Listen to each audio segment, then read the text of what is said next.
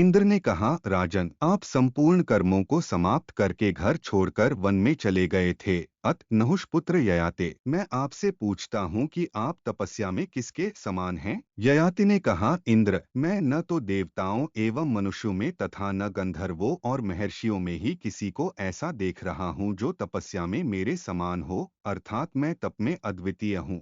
इंद्र बोले, राजन, आपने अपने समान, अपने से बड़े और छोटे लोगों का प्रभाव न जानकर सबका तिरस्कार किया है। अतः आपके इन पुण्य लोकों में रहने की अवधि समाप्त हो गई, क्योंकि दूसरों की निंदा करने के कारण आपका पुण्य क्षीण हो गया, इसलिए अब आप यहाँ से नीचे गिरेंगे। ययाति ने कहा, देवराज इंद्र, देवता, ऋषि, गंधर्व और मनुष्य आदि का अपमान करने के कारण यदि मेरे पुण्यलोक क्षीण हो गए हैं तो इंद्रलोक से भ्रष्ट होकर मैं साधु पुरुषों के बीच में गिरने की इच्छा करता हूँ। इंद्र बोले, राजन ययाति, आप यहाँ से च्युत होकर साधु पुरुषों के ही समीप गिरेंगे और वहाँ अपनी खोई हुई प्रतिष्ठा पुनः प्राप्त कर लेंगे, किंतु यह सब जानकर आप फिर आगे कभी अपनी बराबरी वाले तथा अपने से बड़े लोगों का अपमान मत कीजिएगा। शौनक जी कहते हैं, शतानी, तदंतर देवराज इंद्र के सेवन करने योग्य पुण्यलोकों का परित्याग कर राजा ययाति नीचे गिरने लगे। उस समय राजर्षियों में श्रेष्ठ एवं उत्तम धर्म विधि के पालक अष्टक ने उन्हें गिरते देखा। तब उन्होंने उन ययाति से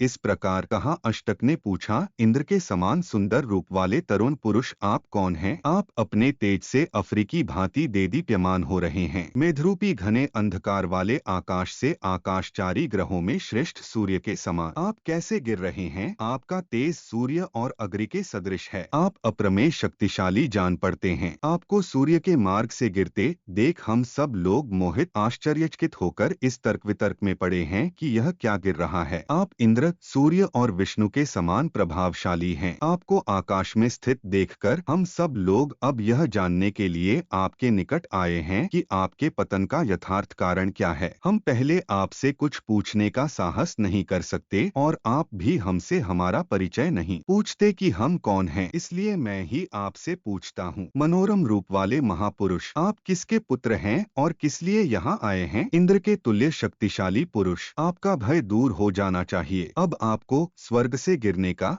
विषाद और मोह भी तुरंत त्याग देना चाहिए। इस समय आप संतों के समीप विद्यमान हैं। बल दानव का नाश करने वाले इंद्र भी अब आपका तेज सहन करने में असमर्थ हैं। देवेश्वर इंद्र के समान तेजस्वी महानुभाव, सुख से वंचित होने वाले साधु पुरुषों के लिए सदा संत ही परम आश्रय हैं। वे स्थावर और जन्म सभी प्राणियों पर शासन करने वाले सत्पुरुष यहाँ एकत्र हुए हैं। आप अपने समान पुण्यात्मा संतों के बीच में स्थित हैं। जैसे तपने की शक्ति अग्नि में है, बोए हुए बीज को धारण करने की शक्ति पृथ्वी में है, प्रकाशित होने की शक्ति सूर्य में है, उसी प्रकार संतों का स्वामित्व, उन पर शासन करने की शक्ति केवल अतिथि को ही प्राप्त है।